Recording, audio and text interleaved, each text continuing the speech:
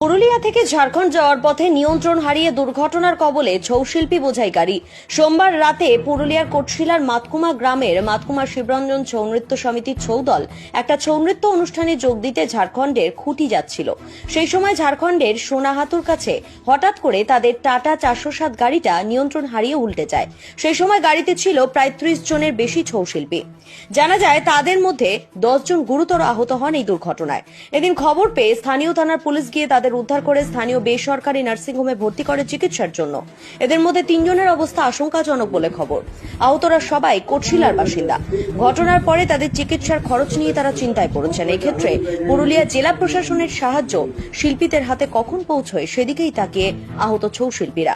Dulal Chandra মাহাতোর report, Bengal voice 24x7।